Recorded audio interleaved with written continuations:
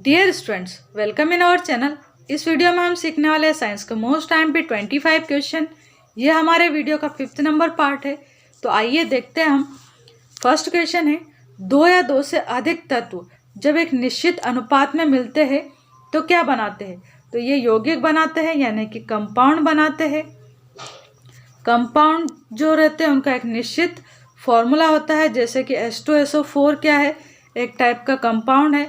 H2SO4 में hydrogen का ratio 2 है, सल्फर का 1 है और ऑक्सीजन का 4 रेशियो है। यानी कि जो भी कंपाउंड होते हैं उनमें एक निश्चित अनुपात होता है। ठीक है, नेक्स्ट क्वेश्चन देखते हैं। वैज्ञानिक एडवर्ड जेनर किस रोग से संबंधित है? तो इन्होंने चेचक के टीके का आविष्कार किया था, यानी ये चेचक रोग से संबंधित है। नेक्स्ट क्वेश्चन है, मानव में गुर्दे का रोग किसके प्रदूषण से होता है? यानी मनुष्य में जो किडनी रोग होता है वो किसके प्रदूषण से होता है?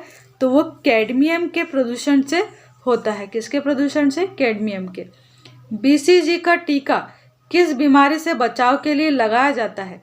तो यह टीका क्षय रोग यानी कि TB जो ट्यूबरकुलोसिस डिसीज होती है इससे बचाव के लिए लगाया जाता है।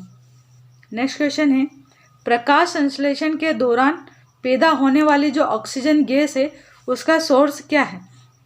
तो ये जो ऑक्सीजन है वो जल से उत्पन्न होती है।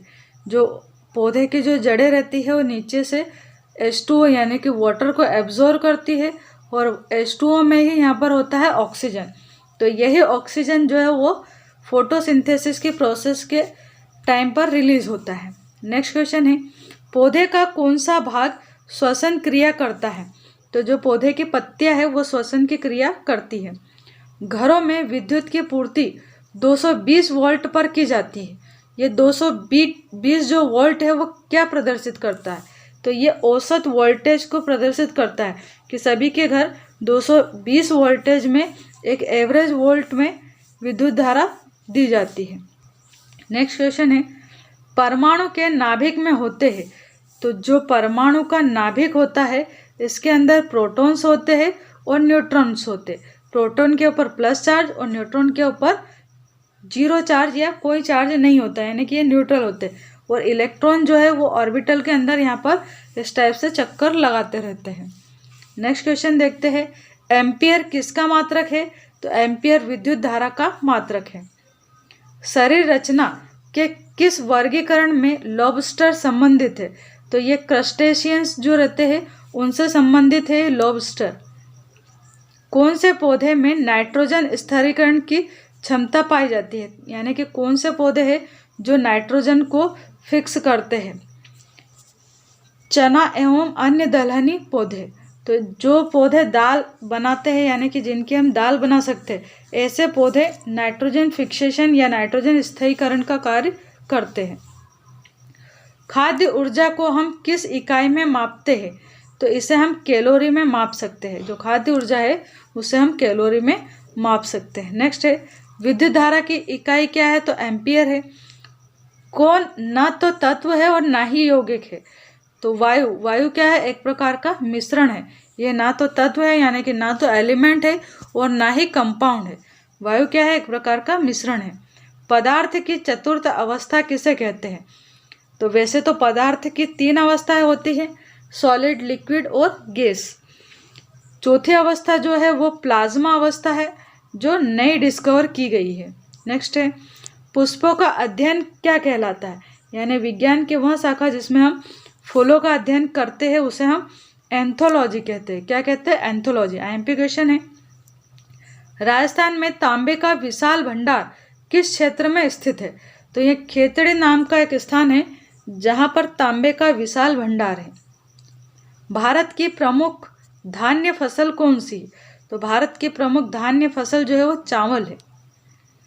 पत्तियों के 2 मुख्य कार्य क्या है? तो पौधे की जो पत्तियां हैं उनके 2 मेन कार्य क्या क्या है? एक तो प्रकाश संश्लेषण है और दूसरा वाष्पोत्सर्जन है, यानी वाष्प को यानी वेपर को उत्सर्जित करना। नेक्स्ट है, डॉक्टर, चित्रकार, शिल्पकार आदि के द्वारा उपयोग किए जाने वाले कैल्शियम सल्फेट का लोकप्रिय नाम क्या है? तो डॉक्टर जो कैल्शियम सल्फेट यूज़ करते हैं उसको हम बोलते हैं प्लास्टर ऑफ पेरिस। क्या बोलते हैं? Plaster of Paris. Next question है, सोने के आभूषण बनाते समय उसमें कौन सी धातु मिलाई जाती है? तो उसमें हम तांबा धातु मिलाते, जो भी सुनार रहते हैं वो सोने में तांबे को मिक्स कर देते हैं, जिससे कि जो सोना है वो थोड़ा सा कठोर हो जाए, इसलिए उसमें तांबे को मिलाया जाता है। अत्यधिक ऊंचे ताप की माप किससे की जाती है? यानी अत्यधिक ऊंचा अगर हमें टेम्परेचर मेजर करना है तो वहाँ पर हम पूर्ण विकिरण उच्च तापमापी का उपयोग करते हैं, जिसको पायरोमीटर भी कहते हैं इंग्लिश में। इंद्रधनुष बनने का क्या कारण है? तो इंद्रधनुष क्यों बनता है? वायु में सूर्य की किरणों का जल की बूंदों के द्वारा परावर्तन होना। जो वायुमंडल में जल की बूंदें होते हैं, इनसे जब सूर्य का प्रकाश निकलता है तो वो 7 अलग अलग किरणों में बिखर जाता है, यानी कि 7 अलग अलग कलर्स में बिखर जाता है, और इसी के कारण जो इंद्रधनुष है वो हमें बारिश के टाइम पर दिखाई देता है ज़्यादातर। नेक्स्ट है, सूर्य का ताप किसके द्वारा मापा जाता है? तो सूर्य का जो ताप है वो बहुत अधिक होता है और इसे हम पायरोमीटर के द्वारा माप सकते हैं। नेक्स्ट है, सेल्सियस तापक्रम पर जल के क्वथनांक तथा हिमांक कितने होते हैं?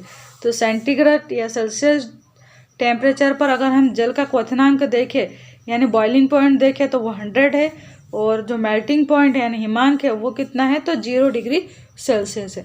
तो ये थे हमारे आज के 25 क्वेश्चंस। आई होप आपको अंडरस्टैंड हुए होंगे और अच्छे लगे होंगे।